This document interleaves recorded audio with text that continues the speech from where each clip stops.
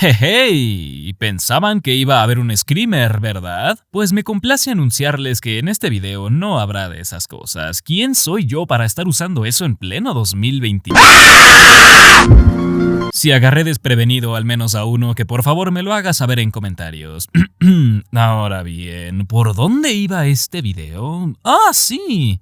Los videojuegos de terror son casi tan viejos como mis padres. Tienen sus raíces desde inicios de la década de los 80 y algunos aseguran que el género nace con Haunted House para la Atari 2600, pero otros no están tan de acuerdo con eso y afirman que realmente el género nació con 3D Monster Maze para la Sinclair ZX81, ambos lanzados en el mismo año, pero sea como sea el caso, el género había nacido.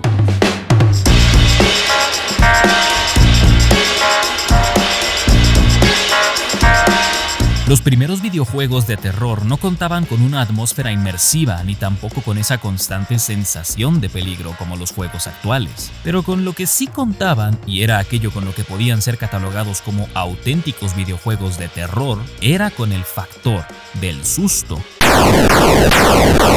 A pesar de las limitaciones técnicas de la época, Haunted House contaba con algo similar a una historia, o al menos con los principios de una. El jugador está atrapado en una mansión encantada y debe reunir las 3 piezas de una urna para poder escapar. Se dice fácil, pero no lo es tanto. Algunas puertas de la mansión requieren de una llave maestra para poder ser abiertas y los enemigos tienen distintos patrones de comportamiento que repercuten en su velocidad y tiempo para atacarte. Si te dan un golpe, pierdes una de tus 9 vidas y si el contador llega a 0,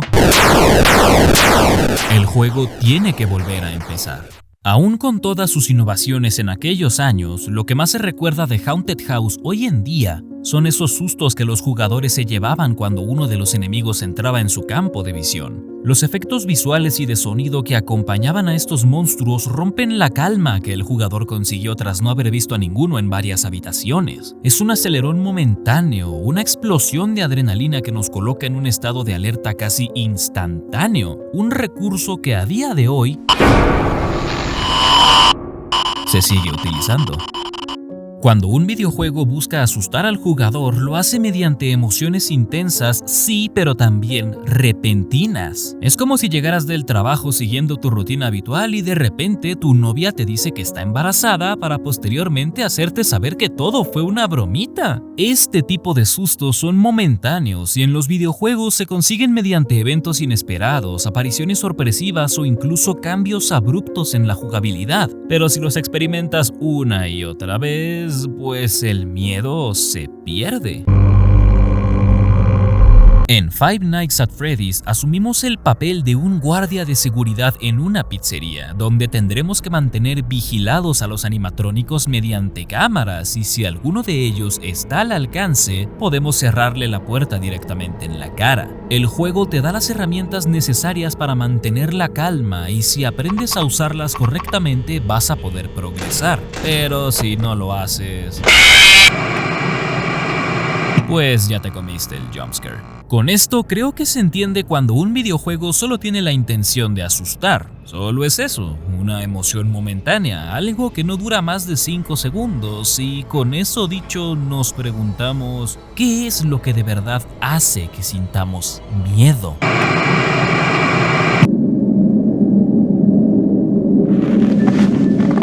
Harry Mason es un padre de familia que ha quedado inconsciente tras haber estrellado su camioneta entrando a Silent Hill. Su hija pequeña Cheryl ha desaparecido y es nuestro deber como jugadores ayudar a Harry a encontrarla. Así que abandonamos la seguridad del vehículo y la atmósfera se vuelve incómoda. La música aterradora, la poca visibilidad y ningún sonido más allá de los pasos de Harry Mason hacen que el jugador entre en un estado de alerta que se mantiene constante. Caemos en esa sensación de que en cualquier momento algo o alguien podría atacarnos. Nos volvemos mucho más vulnerables, pero aún así debemos continuar. Antes hablamos de cómo un videojuego es capaz de asustar, pero ahora están haciendo más que solo eso, están dando auténtico miedo. Cuando un videojuego busca dar miedo, se concentra más en generar una atmósfera inmersiva que atrapa al jugador, y es una que permanece a lo largo de toda la experiencia. Usualmente nos encontramos con esto en títulos que están más concentrados en el terror psicológico. Crean una ambientación que oprime al jugador, misma que remata con una narrativa que lo envuelve en un estado de peligro que persiste. La emoción más antigua y más intensa de la humanidad es el miedo, y el más antiguo e intenso de los miedos es el miedo a lo desconocido. En The Evil Within, encarnamos al detective Sebastián Castellanos, quien junto con sus compañeros deben investigar los hechos ocurridos en el hospital psiquiátrico Beacon. Al llegar al lugar somos testigos de una carnicería digna de la masacre de Texas. La atmósfera comienza a construirse, y sabes que aquí algo puede atacar en cualquier momento.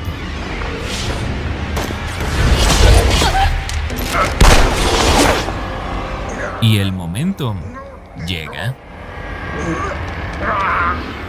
Este videojuego presenta entornos perturbadores que transmiten desolación y peligro. Desconocemos qué tipo de criaturas se esconden en ellos y qué tipo de situaciones tendremos que enfrentar.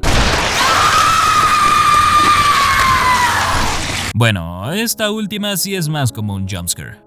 A pesar de que muchos jugadores piensen que es exactamente lo mismo, existe una clara diferencia entre asustar y dar miedo. El susto es simple y sencillamente una perturbación momentánea de una calma previamente establecida y que va disminuyendo conforme el patrón se repite y se repite y se repite. Por su parte, dar miedo implica una sensación constante de alerta, implica una inmersión casi que total en la atmósfera del juego. Y una cosa que me gusta es cuando estos dos conceptos se combinan. No voy a ahondar mucho en cómo se da la mezcla de estos dos elementos, pero sí me gusta cómo se maneja en videojuegos como Resident Evil 7, donde la atmósfera terrorífica de la mansión es constante y te mantiene alerta, pero se interrumpe brevemente para darte el subidón con el siempre clásico jumpscare. Alien Isolation también hace lo suyo al ponerte en una nave encerrado con un xenomorfo prácticamente inmortal y que no sabes cuándo aparecerá de nuevo.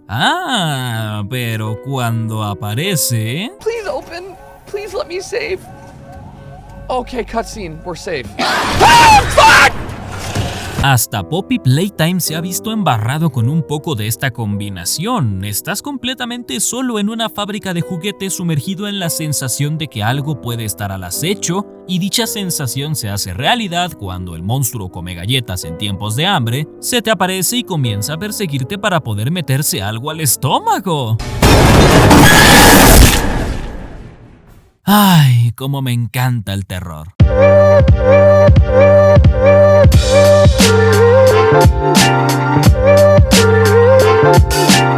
Al final creo que he logrado marcar esa diferencia entre lo que es asustar y lo que es dar miedo, dos conceptos tan diferentes entre sí pero al mismo tiempo tan iguales y que nos brindan casi que las mismas experiencias cuando de terror en los videojuegos se trata. No voy a decir que una experiencia es mejor que la otra porque cada uno de nosotros disfruta de ellas como mejor le parezca.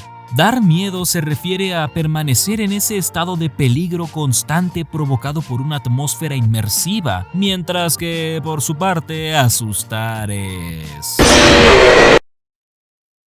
Y bueno, ya estuvo, ¿no? Acá te dejo mi TikTok, acá te dejo mi Instagram y acá te dejo los demás canales por si quieres un poco más de contenido. Agradecimientos especiales a MyArt por tremendos dibujazos, los estaré utilizando en casi todos mis videos a partir de ahora. Links a sus redes sociales aquí abajo en la descripción. A mí me dicen hasta ahorita y con esto dicho y sin nada más que agregar, nos vemos pues en el siguiente Checkpoint.